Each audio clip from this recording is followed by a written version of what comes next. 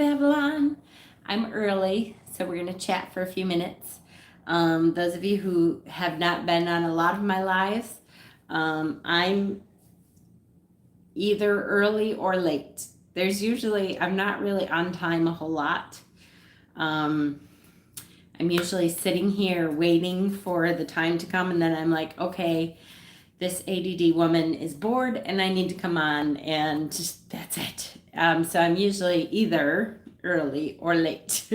So today I'm early. Hello, Kay.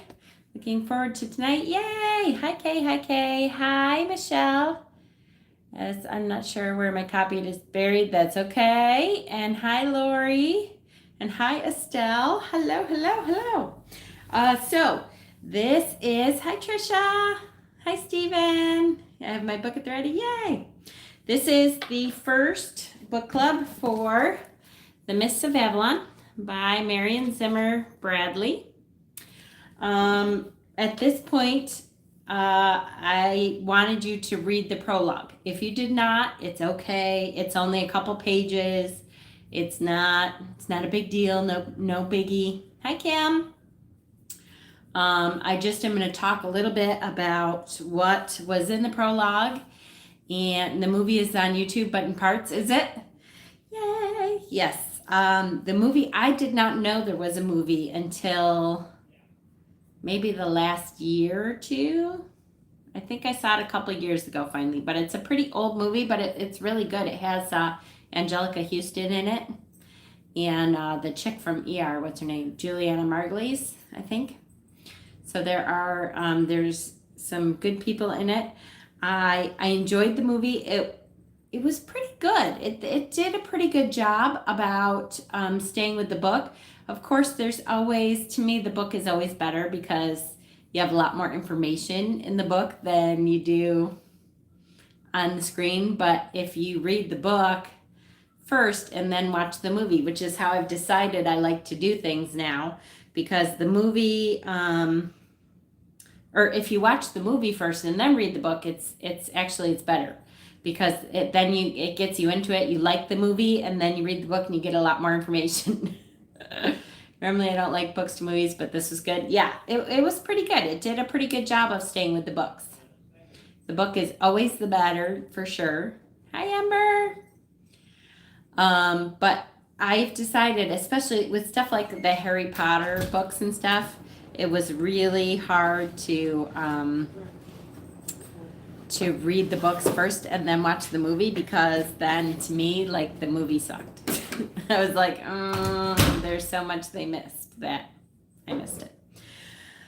Okay, so before we start talking about the book, I want to give a couple minutes, since I'm early. It's 6:01 right now. I'm going to give a couple minutes for a couple more people to come in, and just update you about my situation. I'm really glad I was able to have book club tonight. We are still in a hotel. Our RV is broken down and has been kind of a nightmare situation. And I honestly don't even want to tell the whole story. It's one of those things that it's like, I just don't want to speak it into existence anymore. We've had several mechanics look at it, and it's still not fixed, and they're supposed to call us tomorrow by noon to let us know. So we'll see. Hi, Lady Blind Wolf.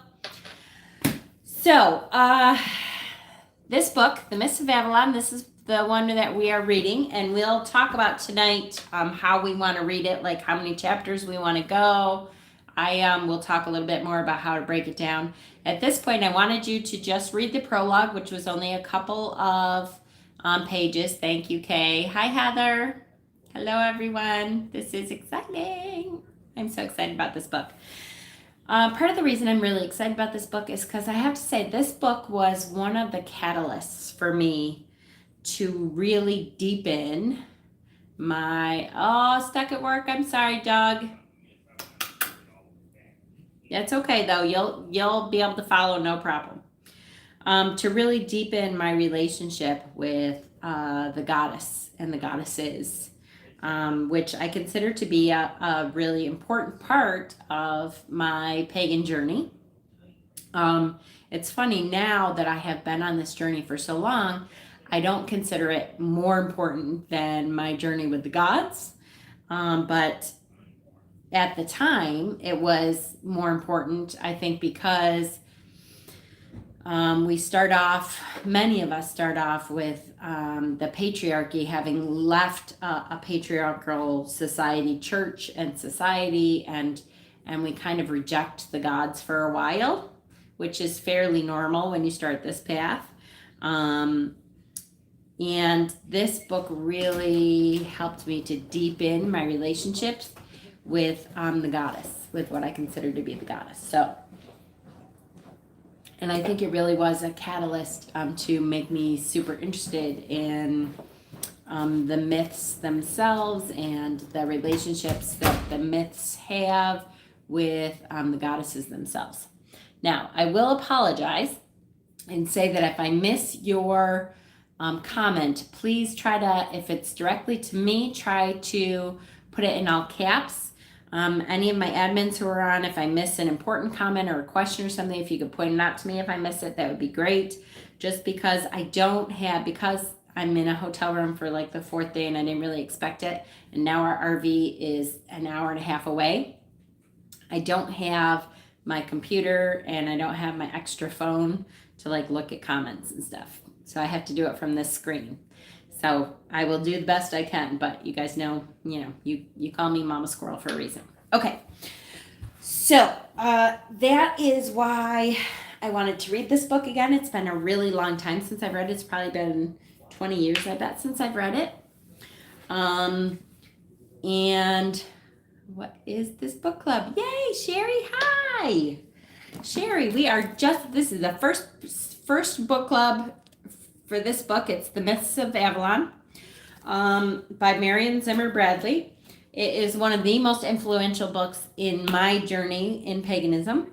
And if you want to get the written copy of the book, that's awesome. You can also listen to it on YouTube. There's an event page on Facebook, and I will try to post the link to listen to audio, the book on Facebook, on YouTube after we're done. At this point, really all you needed to read, or if you could read or listen to, was the prologue, which is only a couple pages. So if you didn't do that, it's no big deal. You're not way behind or anything. It was really only a couple pages. So I'm going to just talk a little bit about what was in the prologue, what I always got from the prologue. I have some questions for you to see what you got out of the prologue, to see, hopefully to spark more interest in what you're doing. Hi, Jess. Spark more interest in the book and spark more thought processes. Boy, this book, I have to say, when I read this book originally, I reread it immediately and started writing notes because it was, it just deepened my journey so much with my pagan path and with the goddesses that I was super impressed by it. And all the stuff that I had been feeling when I left a patriarchal church, it was like they highlighted the reasons for that, and they kind of explained to me what this path is about and that kind of thing. So let me start with the questions that I took from the prologue that I think are important, or that I think that we can expound upon and kind of talk about what this could mean for all of us personally. So reading the prologue and the prologue only, and if you read ahead, that's okay. Try not to give too many spoilers to others who haven't read ahead, though. We will say, though, that when we meet for book club, we expect that you have read the book. So if you haven't read the book, don't watch that video for that section until you do, because there will be spoilers in our book club for the section that we were supposed to have read. Okay, so I want to say that up front. I will try to remember to say that every time that we start, that if you have not read this part of the book, try to watch this later. Although I will say quickly that tonight is kind of an exception because the prologue literally, I think it's like 2.5 pages or something. It's really short. And it just kind of says one scene. So it's not a big deal if this time. from now on, understand that we will be talking about what happened and explaining and delving into what happened in the chapters that we should have read. So please understand that there will be spoilers if you didn't read those sections. Okay? Everybody understand? Beautiful. The other thing is, and I know we talked about this a little bit on the video where we talked about book club, but I'm going to say it again since this is the first official book club. There is some controversy surrounding Marion Zimmerman Bradley, the author of this book. I have chosen to acknowledge that there's controversy. Her and her husband were accused of some awful, heinous things from their daughter, which I absolutely believe. I have no reason to think otherwise. But in doing the investigations that I have done, the publishers who now took over the publishing of this book, they are both dead, by the way. Marion and her husband are both dead. And the publishing company donates a whole bunch of their profits for this book. Any of the profits for this book either go to the daughter, who was the victim in this case, or it goes to a specific charity that reaches out to victims of that kind of abuse. And so I choose to not take away everything that I got from this book because the person who wrote it was an awful person. So I'm going to leave that there, and we're going to, as much as we can, leave that controversy there. And if you want to talk about it again, we can have a specific video that we talk about it. But that's where I'm at with this. Okay, now let's start with, so we hopefully have read the prologue. The prologue introduced a couple of people, and the first lines of this book talk about Morgaine, and you understand in the first lines of this book that Morgaine is the author of this book, that it is her voice that we're hearing. So that's an important point. Okay, so let's talk first about, my first question is, why do you think the Christ priests stripped any female deity of sin? So in the prologue, we meet Igraine and Morgaine. Morgaine talks about, or do we meet Igraine? We do, right? I want to go. Yeah, we do. Yeah.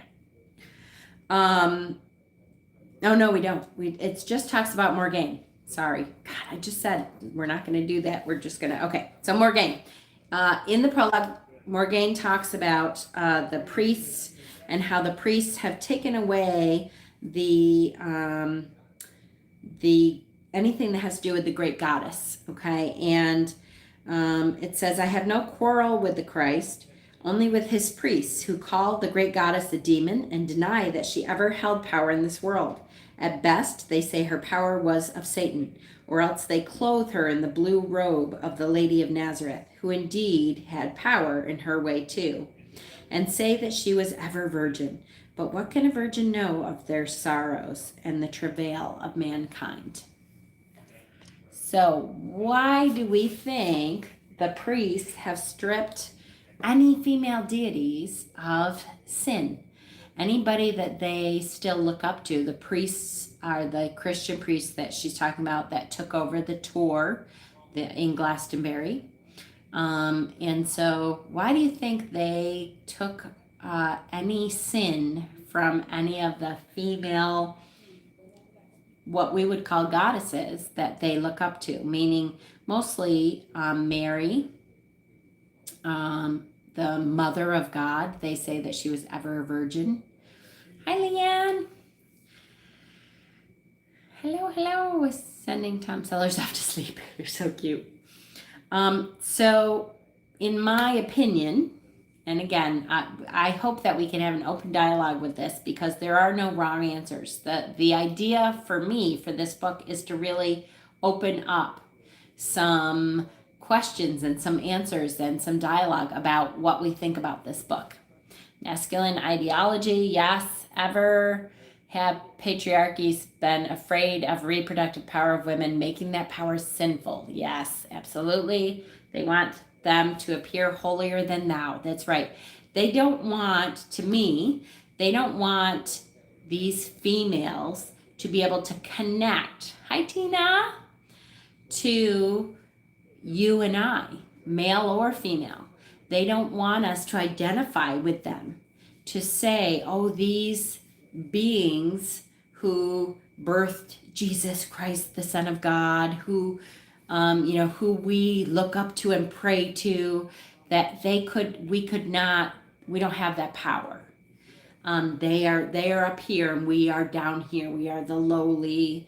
We cannot connect to them. They were never like us. They would never understand what we go through as human beings. They did it so that the followers of the old ways of the goddess couldn't see themselves in the goddess anymore. Yes. And that means it cut them off from the goddess. It cut them off from the female part of all of us, from the feminine part. Man can't dominate us if we think we are as good as them. Right. And they wanted to bring themselves to a new level so that women wouldn't ever think that they could possibly be at their level. But also men too, so that men could not think that women could be at that level. So men could not think that the feminine aspects that they hold in themselves were aspects to be lauded, to be expounded upon, to be explored. That was not something that was okay. So they made it so that no one could connect and feel connected to a female aspect of deity, in my opinion, right? Okay. Question number 2 is, where do the mists lead? So when we talk about the Mists of Avalon, the name of the book is The Mists of Avalon. If you've never read this book or you don't know anything about this book at all, we are talking here about the King Arthur story. The King Arthur and the Round Table and all of those characters in the King Arthur mythology are in this book. But what we are looking at is the story of the women behind King Arthur. And the pagan religion that had a lot to do with King Arthur, and that King Arthur ultimately goes back to, right? Okay, so where do the mists lead? So they lead to 2 different places. The fog on the lake around Glastonbury and Avalon. They lead to Avalon. If you are a traveler that knows a couple of the mysteries, if you have delved in at all to the mysteries of the pagan faith, the mysteries of Avalon, you will be able to find Avalon. If you have not, and you don't know anything about those mysteries, and you've never explored the pagan side of things, you would not be able to find Avalon. You would only find the Glastonbury tour where the priests are. Okay, so that's an important distinction because they'll talk about it a lot if you know the secrets. That's right. It says in here, for as I say, the world itself has changed. There was a time when a traveler, if he had the will and knew only a few of the secrets, could send his barge out into the summer sea and arrive not at Glastonbury of the monks, but at the holy Isle of Avalon. For at that time the gates between the worlds drifted within the mists and were open one to another as the traveler thought and willed. Okay, good. So number 3, my third question is, what is the great secret? So Morgaine talks about the great secret. And this is something that I wholeheartedly believe in. I forget it sometimes. Pookie will tell you that I sometimes forget this great secret. But it's also in times right now, there's books, one of which was called The Secret, that hints at this also. One of the reasons I fell in love with this book was This is one of my favorite mythologies, right? But this was the first time it was presented through the eyes and the power of women, right? And we got to see how women influence the entire mythology, where they really leave out a lot of the female part of the mythology in every other story. Me too. I loved, love, love that all gods and goddesses are one. Ooh, that's a good one, and that is in my questions here for sure. Let me read this part, and this'll clear it up. For this is the great secret, which was known to all educated men in our day, that by what men think, we create the world around us daily new.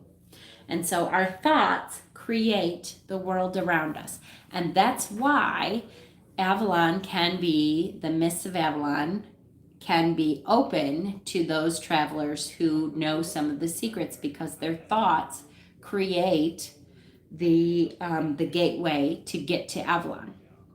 And in our own lives, our thoughts and our actions and how we think, it's going to suck, then it will. Yes. And Pookie has been reminding me that as I go through this bullshit with the RV. But absolutely, how we think holds great influence over what happens to us, how we think about things. And that is another thing that we really can think about in our lives. These are big concepts brought down into a couple pages of prologue. So don't think that you have to know all of this, down. You don't. But this is concepts that she'll expound upon later. The self-fulfilling prophecy. Yes. Who are Arthur's two greatest friends, and who are Arthur's two darkest enemies? Thoughts are things. Oh, they so are. They so are. Thoughts are things. So who are his two greatest friends and his two greatest enemies? And this is a big one too. These characters are both big characters in the book. And so we find out that, as indeed, towards the end of Arthur's reign, it would have been dangerous to do so, to wear the robes. I love how Vivian and Morgane, that's right, Vivian and Morgane. So Morgane says that when she talks about the priests, where the priests are and stuff, she says, I do not know what their God, meaning the Christian God, may or may not have created. In spite of tales that are told, I never knew much about their priests and never wore the black of one of their slave nuns. She calls their nuns slaves. Love that. If those at Arthur's court at Camelot chose to think me so when I came there, since I always wore the dark robes of the great mother in her guise as wise woman, I did not undeceive them. I didn't tell them the truth. If they thought that, I let them think that.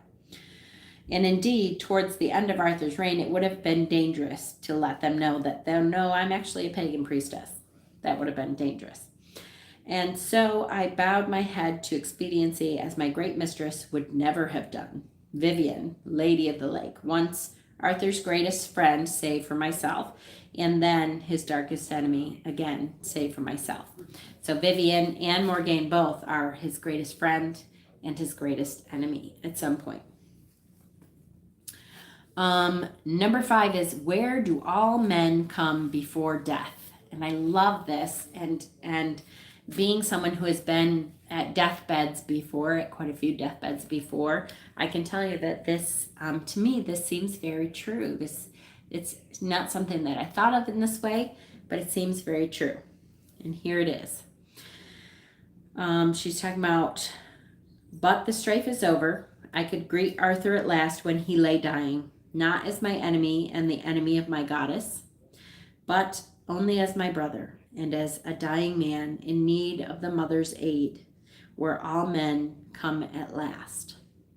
Even the priests know this, with their ever Virgin Mary in her blue robe, for she too becomes the world mother in the hour of death. So when, if you're Catholic at all, or you ever were Catholic, you will recall that the prayer at death is, Hail Mary, full of grace, the Lord is with thee. Blessed art thou amongst women, and blessed is the fruit of thy womb, Jesus. Holy Mary, Mother of God, pray for us sinners, now and at the hour of our death. So at death, many, many, many men and women and human alike call out for their mother, be it their own mother. Many times they will see their birth mother who has passed before them, or the Virgin Mary Mother, and we see her as the goddess. We see that nurturing, that loving entity as the goddess. We see that as that's where we are crying before death. We are calling out to our mother before death, which is the goddess. Again, such huge concepts that that this book just touches on just in the prologue, right? So I don't expect you all to be like totally enlightened and okay, we don't have to read the rest of the book. This is just the prologue. But I just wanted to touch on some of these huge concepts that the prologue actually pulls right out right in the prologue. The goddess has many names. Name some that are mentioned here in the prologue. And there's many, many, many names even here. But in the prologue, there is quite a few that are mentioned right here in the prologue. When I worked at a Roman Catholic cathedral, I was surprised at the deep devotion of Mother Mary by a group of men called the Marians. Oh, yes. Yes, yes, yes. I always loved Mary. When I was a Catholic, I always loved Mary. But I remember the priest at one point scolding me because I had too close a relationship with Mary, and he was afraid I was now worshiping her. Makes total sense that we would end with our mom when we started with her birth, right? That we would call out to that nurturing, loving entity that we see as a feminine divine. And the fact that the Christian church thinks it's okay to take away that feminine divine. Why wouldn't there be a feminine divine if there is a masculine divine?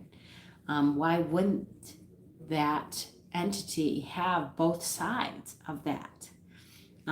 Even the Christian church teaches that Jesus was all things, and that's why he understands all things. Okay, so Jesus was a woman? Is that right? If you say that to them, they do not like that. Almost like coming full circle. When we are born, we are generally placed in our mother's arms as the first touch. That's right. So when we die, we call out to be in our mother's arms again. Yes, yes, yes, yes, yes. Some of the names that we hear right here in the prologue, and then we will hear again and again and again for the goddess, are we hear wise woman, sister, lover, priestess, queen. We hear Lady of the Lake. That is another name for the goddess. Many people worship Vivian or just the Lady of the Lake in the Avalonian tradition. So the Great Mother. That's another one. Also, it's not mentioned here too much, but she also, Morgane, this goddess, is also known as Queen of the Fairies. She's known to be part of the fairies, the Fae.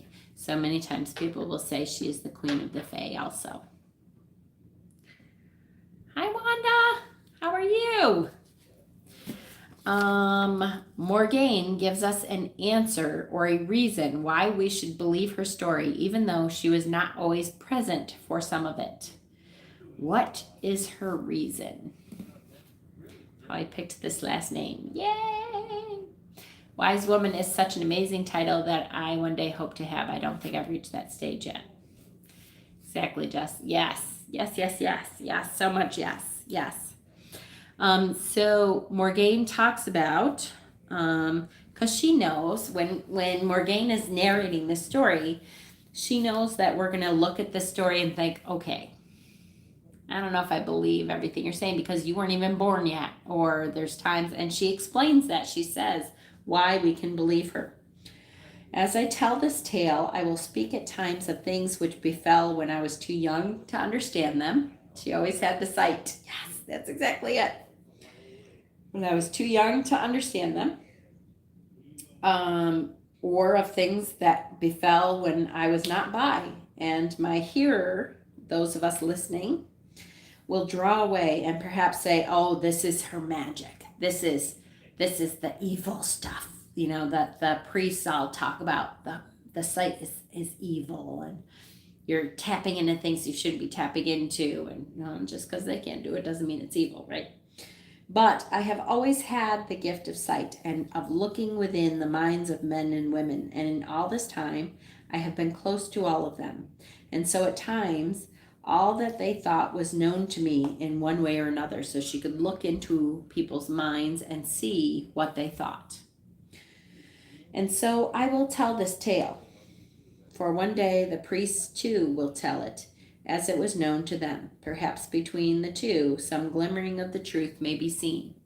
So let's talk about truth, because she talks about what truth is. What do we think truth is? Why? What kind of truth is there? Only one truth? Certainly not. There's lots of truths. And one of the things that we need to be aware of, and that we need to forgive each other for, is for believing in our own truths. Our truth is only what comes from our experiences and what we have been through. That's right. Everyone has their own truth. So my truth is not always going to be the same as your truth. That doesn't mean it's any less true to me. It's really hard, though, when someone's truth has hurt you, or you think, how could they not understand what their truth is? Well, unless they're purposely trying to deceive, which is different. Don't get me wrong, that is a totally different thing. But if they are speaking from their own truth, we have to accept that is their truth. And we have to accept that everyone takes what they have learned from their own experiences and creates their own truth. And it may not be our truth. We have to accept that they are taking that from their truth. So of course, some of their experiences mean that they react differently to certain things. So hard, a lot easier to say than it is to not react to some people's truth that isn't our own. There's facets of the truth. Our perspectives bring a lot to the truth. And she says that also. She says,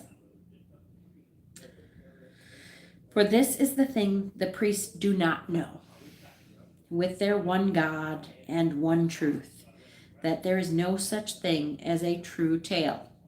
Truth has many faces, and the truth is like to the old road to Avalon.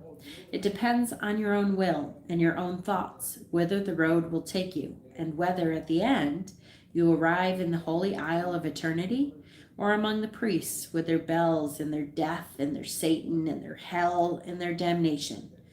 But perhaps I am unjust even to them. So she sees, even though you just want to shake people and be like, you're wrong, in the end, that's their truth, and you can't change that.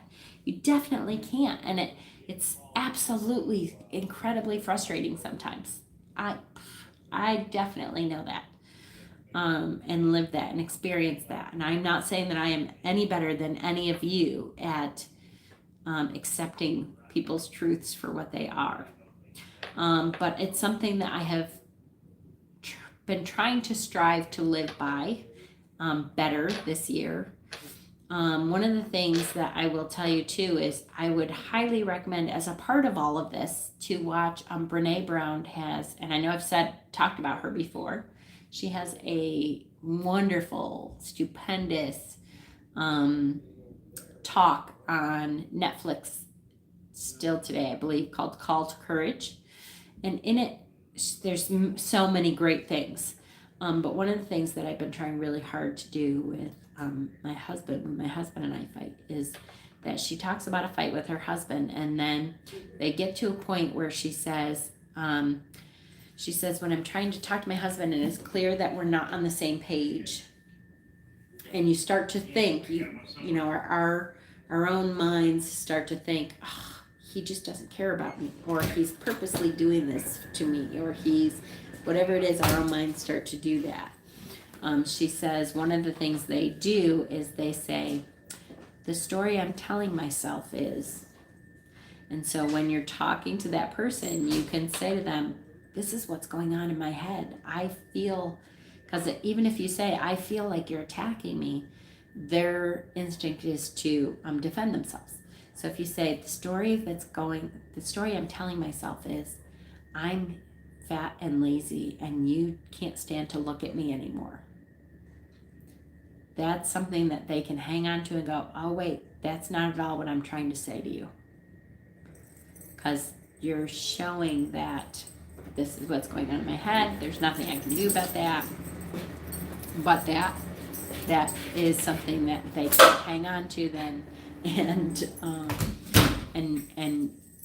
then change perhaps the way they're saying it. So that's one of the things I'm trying to do. It's astounding how differently people remember a memory that they share. Oh, so much. It's what you take away from it and where you are in that moment of your life. Yes, it can be so different for each person. Right. So I've been trying to tell myself that. I have that up in the RV. The story I'm telling myself is. So if you get a chance, I would highly recommend Brene Brown, Call to Courage. It's really good. It's about vulnerability, which is something else that I've been really hanging on to. One thing I really noticed was the use of the word man to describe the human beings. We have come a long way since this book was written and using more gender neutral and appropriate language. Yes. And that's one of the things you have to remember when reading this book, that it is an older book. And when they talk about man, it doesn't mean a person with a penis, right? It means in the sense of mankind, like we used to use it way back when. So try not to take offense to that or take it to heart or, think that they are not including you if you don't identify that way. It is the old sense of the term man for mankind kind of thing. Okay. Truth. So that was truth. How can we explain all God or one God? Now, when I wrote this, I thought, I don't know how deeply I want to go into this concept, but I'm going to go a little bit just in case you look at this and you think, wait, I thought we were pagan and we believe in many gods. Which, by the way, not all pagans do. Some pagans do not worship many gods. Some pagans do not worship any god, and that's okay. But I do want to just touch on that because it is something that she talks about. So what she says is, even the Lady of the Lake, who hated a priest's robe as she would have hated a poisonous viper, and with good cause too, chid me once for speaking evil of their God. For all gods are one God, she said to me, as she had many times before, and as I have said to my own novices, meaning her pupils, at many times, and as every priestess who comes after me will say again, and all goddesses are one goddess, and there is only one initiator, and to every man his own truth and the God within. Okay, so I've talked about this briefly before, and again, I'm not going to go into every bit of how I believe in deity, but for me, there is one energy that creates many energies, and I call different aspects of this energy by different gods and or goddess names. So if I am calling on an aspect of deity, which for me is about justice, many times I will call that aspect of a deity Maat. Maat is the goddess of justice for me. And it helps me to picture Maat in physicality form and in how I know her story to be, to call upon that form of energy as Maat. I believe that there is one energy. As a matter of fact, I believe that we all are a part of that one energy. And so I believe that we are all part of that one entity, which is the all energy together. And that's how I feel about the all gods are one God, all goddesses are one goddess. That doesn't mean you have to, and if you don't believe that, that should not preclude you from reading this book, because it is not, they don't keep going back to that and, discussing how that's the only way to think or anything. There's a huge concept in this book, which is about, your reality is how you think. So definitely create your own reality and and live that. And as long as that means you're trying to connect with other people and you are, trying to love as much as you can and you're trying to spread love and joy, that's fine. And that's why I don't feel like I need to preach at other people. I just, say what I believe, and if you believe it too, awesome. And if you don't and it works for you, awesome too. I'm good with that. As long as I'm allowed to do mine. Okay. Okay. So I hope that helps with that one sentence, because I'm sure it comes up again. I can't remember the entire book because it is long, and we'll talk about that. But that's how I interpret that. This is Morgane's truth. So this whole book is Morgane's truth. Later days, Morgane goes by another name, which is Morgan Le Fay, which Sherry Le Fay, she was talking about. That's how she chose her name. Sherry Le Fay is her, what do you call it? Her writing pseudonym. There's a word for that, isn't there, Sherry? What the fuck is that word? Like Stephen King has. That's, he had a writing pseudonym. I think it's called something else. But she was saying that's how pen name, thank you. Yeah, that should have been really obvious. Even Christians believe in multiple gods. Yes, Father, Son, Spirit. Exactly, Michelle. Yes, exactly. Different entities of the same spirit, right? Perfect. Okay. First note down. I only have 2 more. Let me see what I said. This actually was the second note. Problems with the priests, not the Christ. So we can love the Christian and just not love the ideology, the rules that they put upon their religion and their God. The only woman who holds sway is Lady of Nazareth. What can she know? Yep, I did that. Good. They stripped her of her ability to connect to women. Yep. King Arthur's. Okay, so yes, this is not necessarily King Arthur's story. It is, but it is the women behind King Arthur's throne. It is their story. How often is book club? His book club is going to be once a week. Richard Bachman. Yes, Stephen King's other name. Thank you. Yes. Yes, we're going to do this once a week. And so I do want to talk really quickly about how the book is laid out, which is there are 4 books in this book.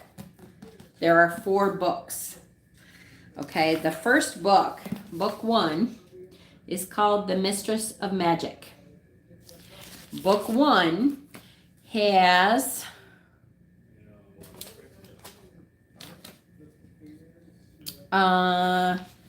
book 1 has 20 chapters.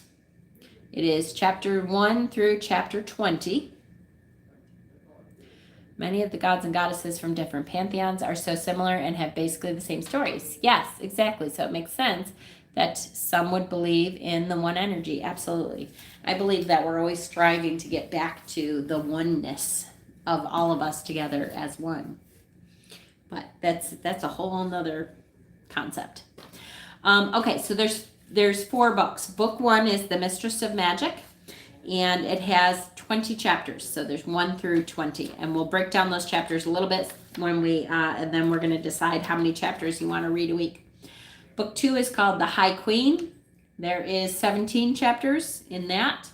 Book 3 is called The King Stag. There's 13 chapters in that. And book 4 is called The Prisoner in the Oak. There is 17 chapters plus the epilogue in book 4. Okay, and all of that is within this book. Okay, so let's break down a little bit. We're going to focus on the first book because that's where we're starting. The Mistress of Magic is its own book alone.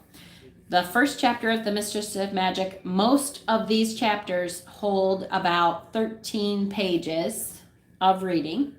There is one that's really long. Chapter 3 is 25 pages. Okay.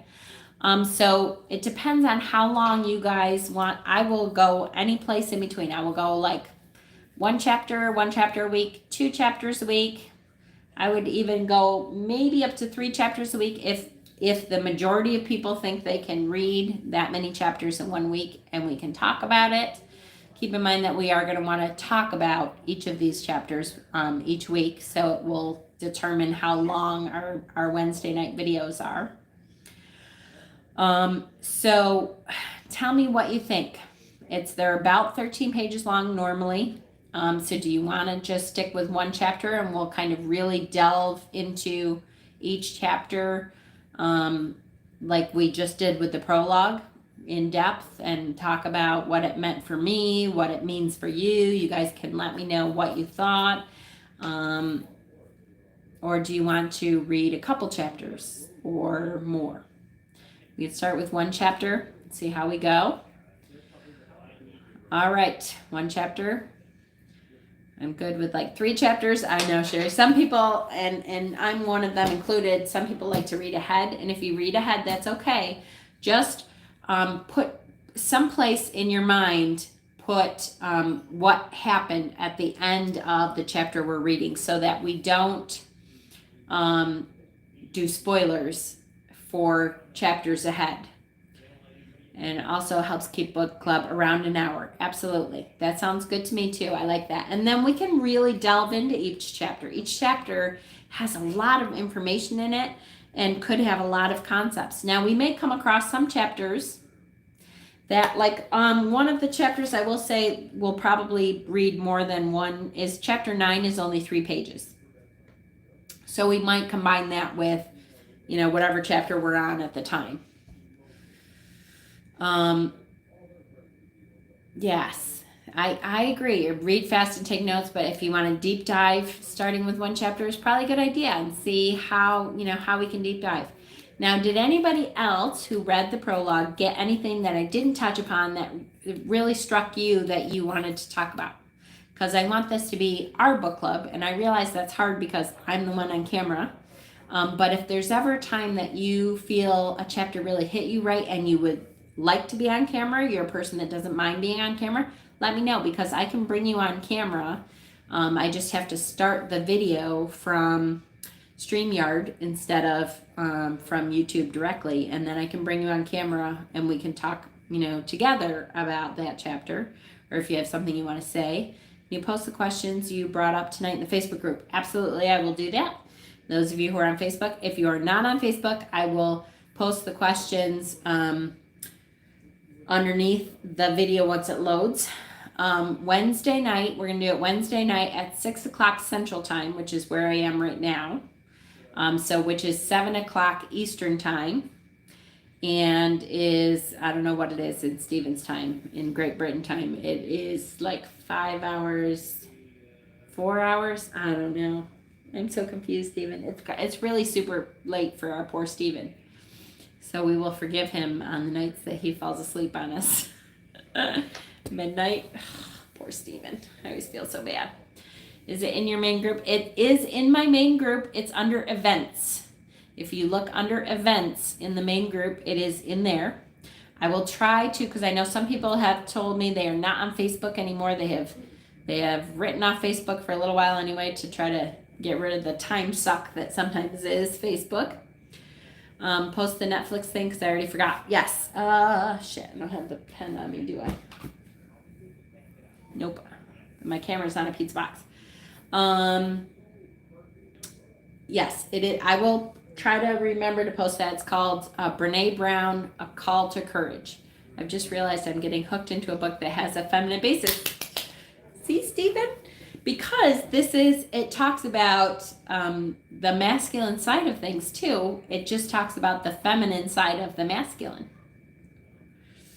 So I will try to post as much of the information here on YouTube as I can. I will create the event here also and create the video so that hopefully you get a reminder of when the video is. It's going to be Wednesday nights. And I will say what chapter we're on in the title. So obviously for next Wednesday, we are doing chapter 1, which is 13 pages long. And again, if you guys really, really enjoy a chapter, or you have a whole bunch to say about a chapter, I want you to feel free to come on video. If you don't feel comfortable coming on video, I totally get it. You can send me notes if you want to send me notes that you want me to bring up. I'm willing to do that. I've missed you guys too so much. I'm so glad that I have more time now. I really, really am. Or you guys can bring it up like you do regularly in the comments section also. So feel free to do any of those things. But I do not mind sharing the camera with you at all. It doesn't always have to be this mug. Okay, lovely. I really, really, really loved the beginning of this. I'm super excited about delving back into this book and all that it has meant for me. If you do not yet have the book, you can listen to it. Don't forget, you can listen to it. I know Lady Blind Wolf is super appreciative about that because she is unable to read text. So the term white Christ struck because Jesus wasn't white, but the priest changed that. Yes, and they did. I know, I love that. I caught that too. One of the things she says is the white Christ, and because the priest changed it to be this white Jesus, right? Love it. Oh, I love you guys too. I really feel like this is going to be a great year. Even through, my trials and travails of my RV. I really am excited about reconnecting with you all and being able to have the time to do videos. So yay! I'm excited. I love you guys so much. Keep an eye out. I have a whole lot of things going on that kind of have had to be put on hold. Like I know I have ducks for sale that I will try to do a video on, but they're in the RV, which is now an hour away. So just keep an eye on things, and thanks for showing the palms. Wasn't that cool? I found this awesome palm, and Peter wouldn't let me keep it because it's huge. And apparently I have to give something up every time I bring something onto the RV. Whatever. All right. Click the like button for me, guys. There's 21 people here and only 16 likes. Ducks for sale. There's ducks for sale. I have lots of ducks for sale. Decks, tarot decks, and oracle decks. Around here, I could say pelicans. The pelicans are so cool. They're flying around all the time, and they have their big... Anyways, yes. For a quick resolve, yes. Thank you. I need a quick resolve for my RV issues. We're running out of money staying in this hotel room. We really can't afford to stay in a hotel room for a whole lot longer. And we will see you next Wednesday. Same bat time, same bat channel. Love you guys. Chapter 1 next week. Night.